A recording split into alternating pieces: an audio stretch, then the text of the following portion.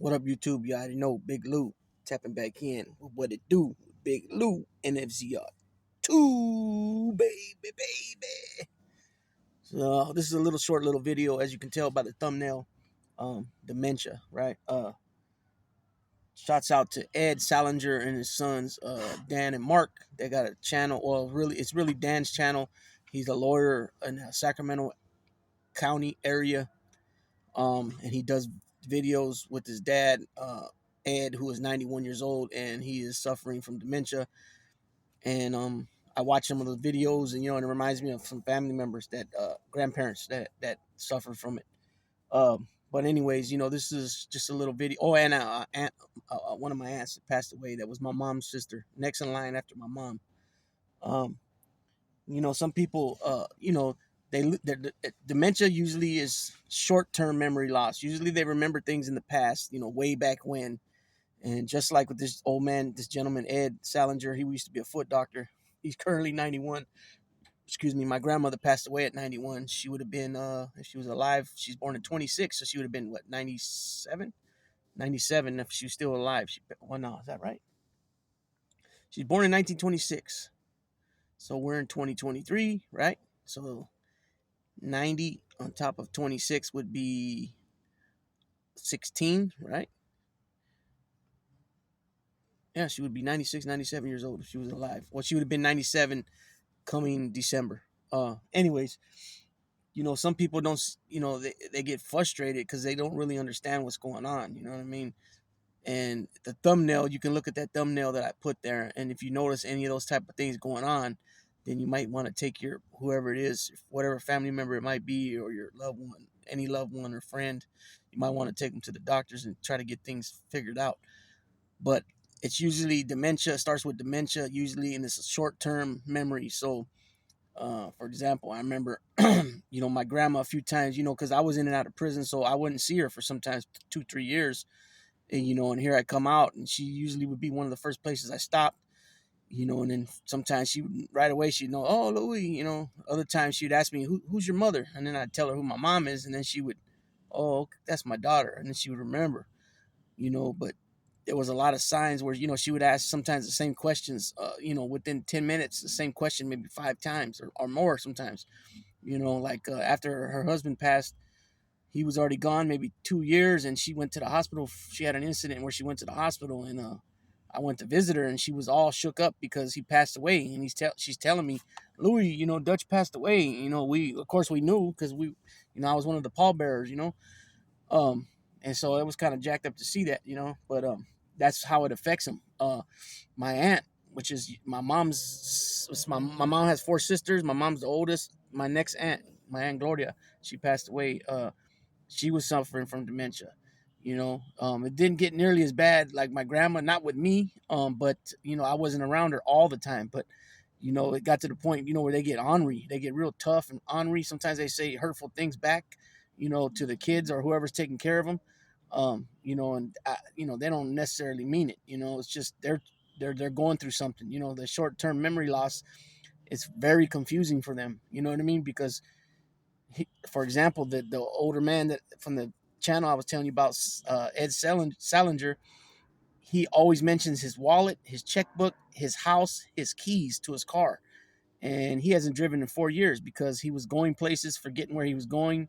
He would run red lights. That's the same thing that had to happen to my grandma's husband, Dutch, which we never called him Grandpa. We just called him Grandma and Dutch. But he was a German man from New Jersey, um, almost 40 years in the military between a couple of branches. And he took good care of my grandmother. But when him and my grandmother got together, there was only my 2 brothers were alive, and I believe my oldest cousin Michael, and maybe my my second oldest cousin, my oldest girl cousin, might have been alive. But for sure, it was my 2 brothers and my cousin Michael, were alive when they got together. But we respected him and loved him like he was our grandpa. So towards the end of his when he stopped driving, he was doing that same type of things, running red lights. When he would park, he would constantly back into things and not even realize it.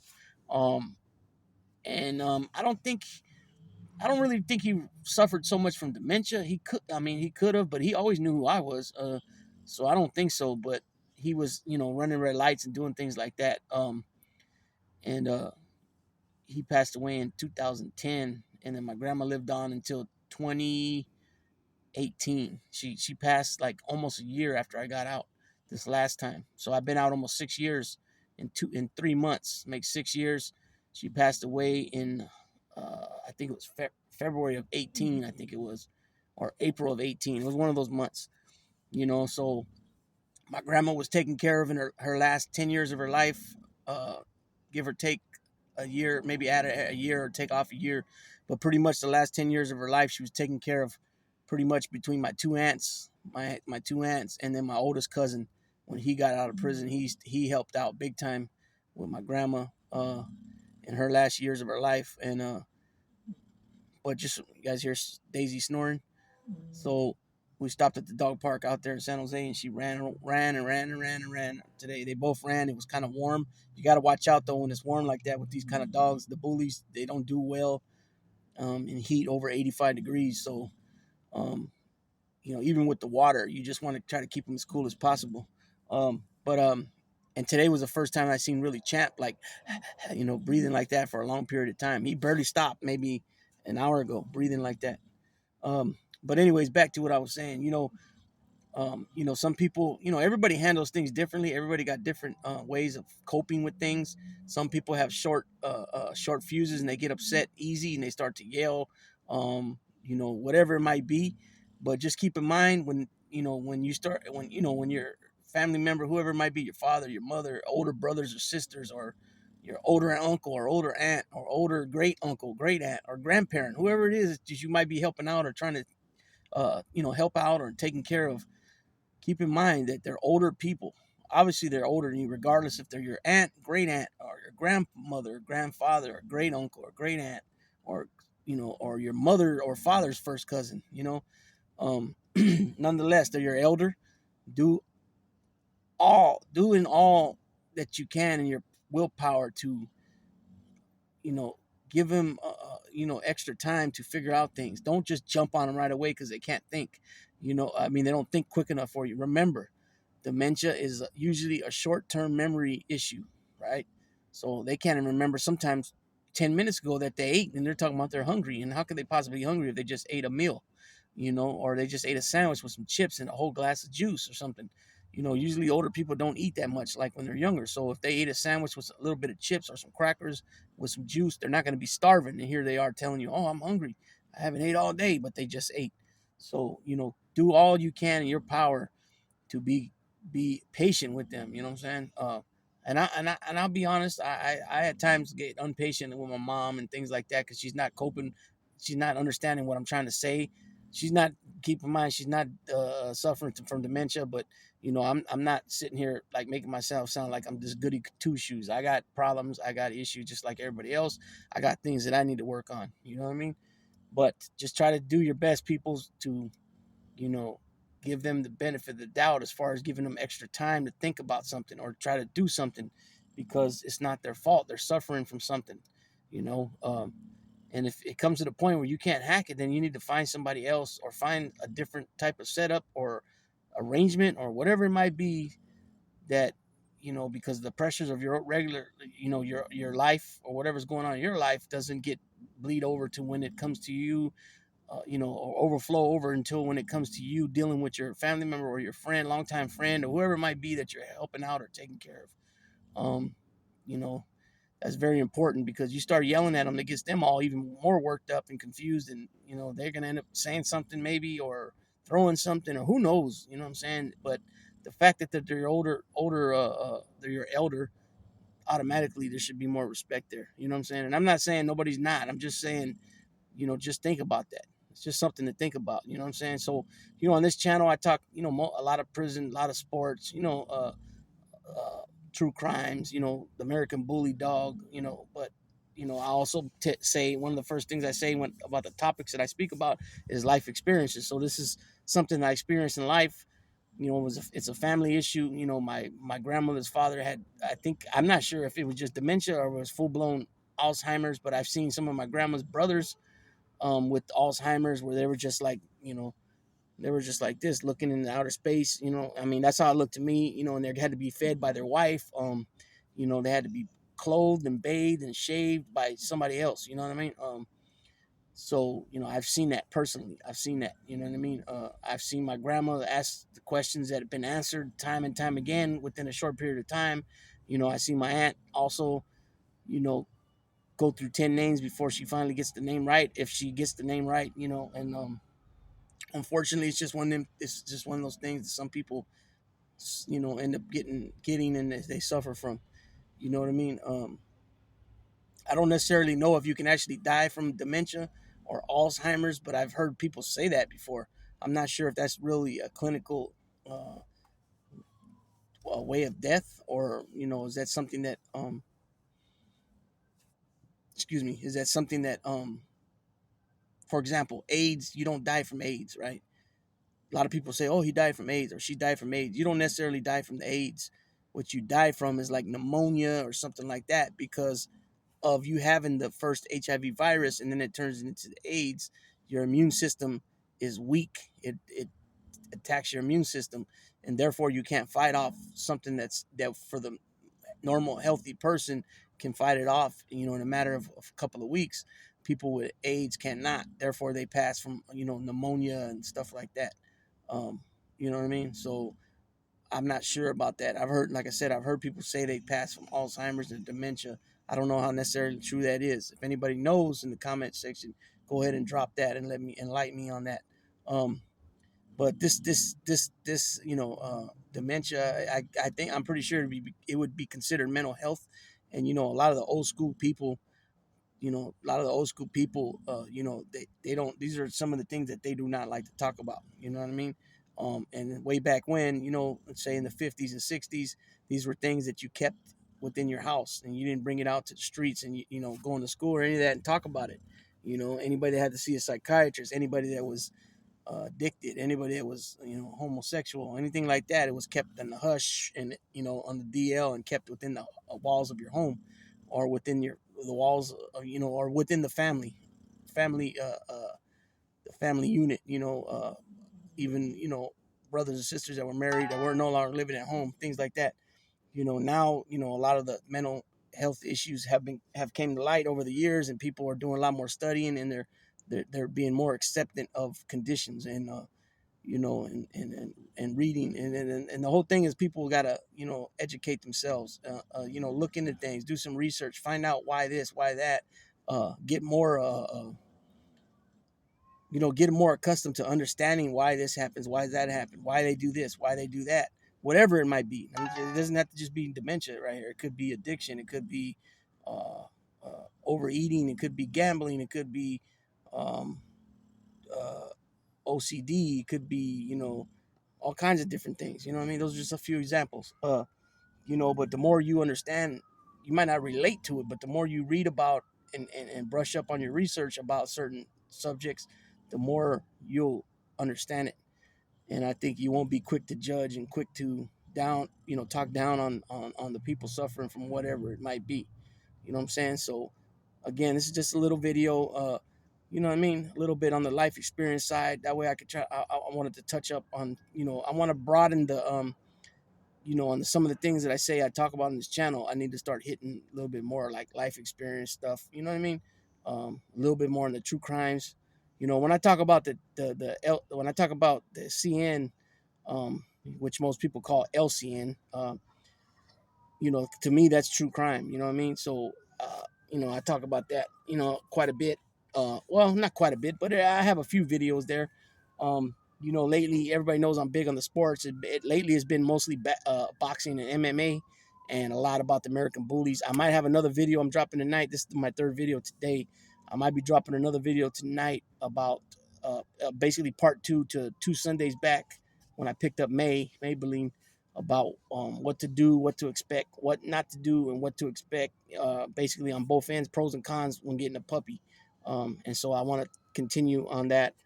Drop maybe a 20-minute video, 10 to 20-minute video on that part two tonight. If not tonight, tomorrow. I dropped a few shorts. Go check those shorts out, guys. Help me out on some views over there. And if you haven't already, it'd be highly appreciated if you sub, liked, and shared the channel here at What It Do with Big Lou. NFZR2, and we got some big things in the works. With the dogs, as you guys already know, we got Maybelline. I've been contacted on a couple other moves. People got at me about doing some co-ownership moves where there's still one is really young female, another one is a young male, close to being able to breed. And it just helps us take a different, not so much a different direction, but have more, a little bit more to work with. In other words, a little bit different on the colors, because since May is Merle, I can't breed her to another Merle. You know what I'm saying? And Champ's still young. The male that I'm speaking of now, he's a little bit, he's more closer to Daisy's age, but when it comes to males, you don't have to wait, 18 months or older to breed them. You can start breeding them at 12 months old. You know what I mean? So it just gives us another option. And then the little pup, she's barely, just stopped feeding on the mother. Basically, what happened is the guy from that kennel, he's running out of room. He's full at his house. He has dogs at all his sister's house, different family members' house. So he wants to keep certain ones, but he can't keep them all at his place. So it helps us, it helps to spread the wealth. What I mean by that is the options, and which is cool. I'm cool with that. That's what I think it should be about. It shouldn't be always about, hey, you're doing it wrong until you get some of my boy here, or you're doing it wrong until you get this perfect boy I have here's kid in your yard, and then you'll be doing good too. That weird ass shit. Like, their dog's the only good looking dog in the whole wide world. You know what I'm saying? And so everybody should be uplifting each other, not trying to kick you when you're down or kick you down and then put their foot on your neck. It should be more of, helping, sharing, and keeping it bully, and if you're in that community, the bully community. I ain't got time for all this hating shit. And you guys know that the original channel is called No Fly Zone for a reason. The No Fly Zone means we ain't got time for the bullshit. We ain't got time for the drama. And that's going to be the same about the kennel. The kennel, as of right now, is going to be the no-fly zone bulls or no-fly zone bullies. And the same concept, you know what I'm saying? But with that being said, I'll break it down to, what we get eventually. What we get. The good thing about all this is that I'm not coming out of the pocket. Um, you know, uh, Maybelline, I didn't have to pay not a red cent. The only thing is, when she's bred, I have to shoot two puppies, and that, hey, after that, she's completely mine. I don't have to pay no dollars out of my pocket. And then these other couple pups, again, same thing. We'll do like co-ownership type thing. I don't have to come out with no money. A lot of people are against the co-ownership, but that's because there's such janky people out there, man. And I'm definitely not janky. I don't play games. I try to keep. I don't try. I keep my word. As a man, and if whatever happens, if you can't meet some obligation that you agreed to do, you let them know. You don't play around and just don't answer the phone and do all that other bullshit.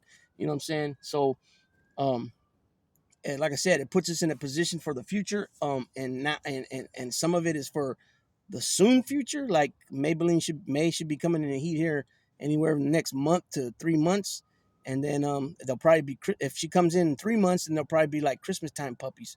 And she comes from an excellent bloodline, which is Dusty Mundrick.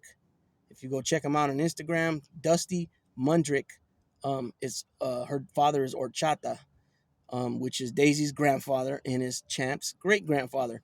Um, and so, also, by us getting these other pups, these other dogs, it's another bloodline. It's a different bloodline, because eventually what's going to happen, we're going to breed Champ to May on her fourth breeding, and then the next breeding is going to be our half brother that we're going to take to her. So that means, we're doubling up on certain bloodlines, and then eventually we got to bring something new in. So it is what it is. That's just how it works. So we can't keep continuing to breed to that same bloodline.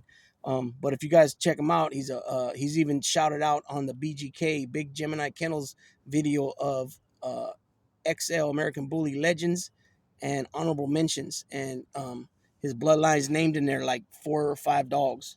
A couple of them the legends, and the only legend that's named that's still alive in that video is Hulk from DDK, the one that was on the TV show.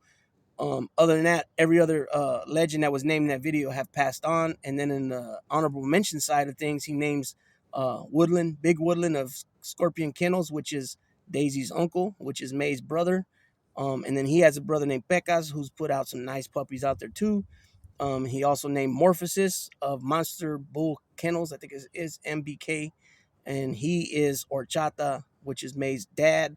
Daisy's grandpa and Champ's great grandpa's littermate brother. And BGK has a son named Gambino that's from him. And so this bloodline is all over the place. They're in France, there's some in England, I believe, in Ireland.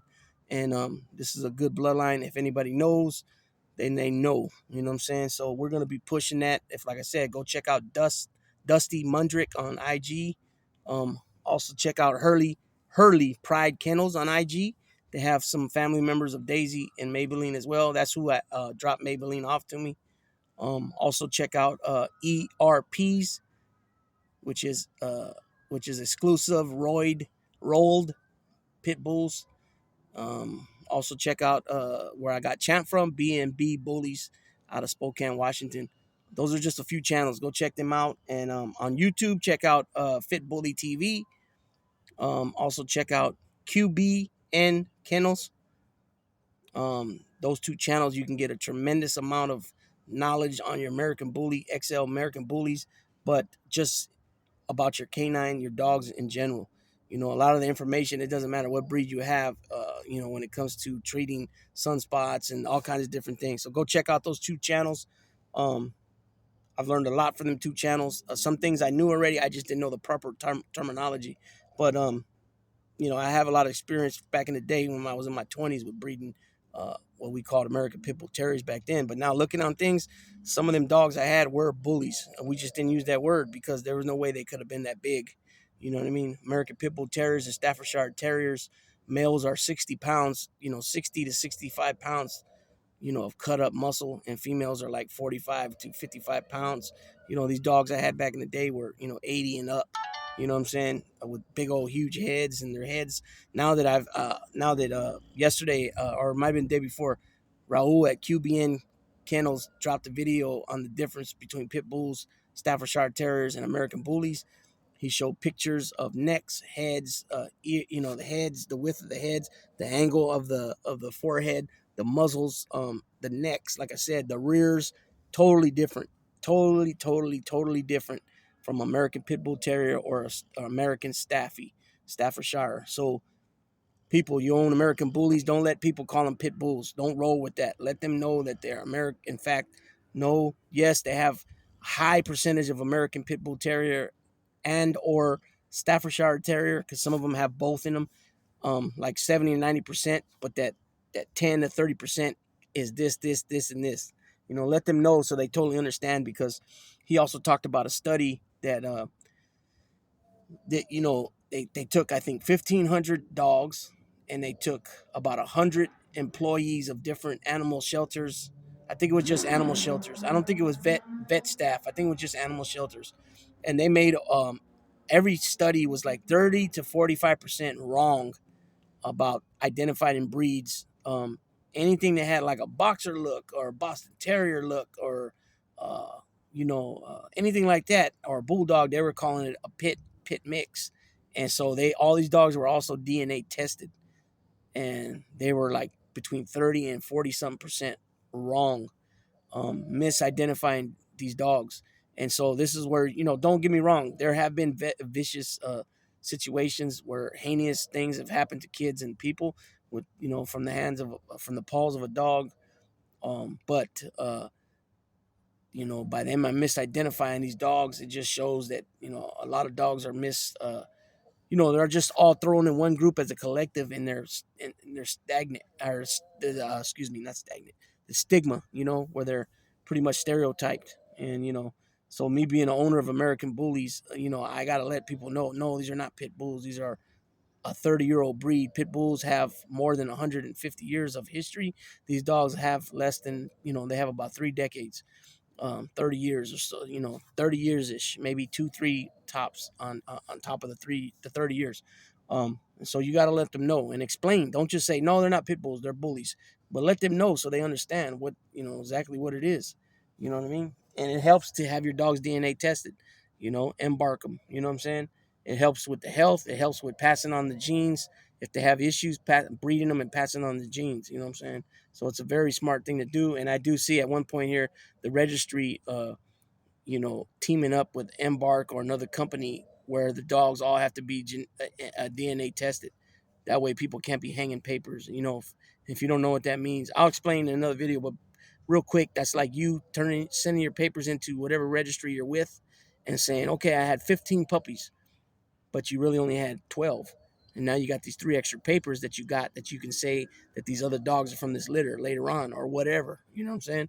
And that's called hanging papers. And a lot of people do that janky stuff. And I've been learning about so much janky stuff. I'll talk about it in the next video that I'm going to do about the puppy thing. But that being said, people's Big Lou's going to tap on out. Daisy's back to snoring logs. Champ is quiet now. He's not breathing hard. He kicked back. They ran around a lot. It was warm today. And just keep in mind, people, be patient with your family member, your loved one, whoever it may be that's suffering from dementia. And always keep that in mind, you know what I'm saying? And be, just give them the benefit of the doubt. Help them out. Say some things that would remind them of something, because it's short-term memory loss, And like I said, it could be something that just happened 5 minutes ago and they can't remember. So that being said, everybody out there, have a good night. And Big Lou tapping out.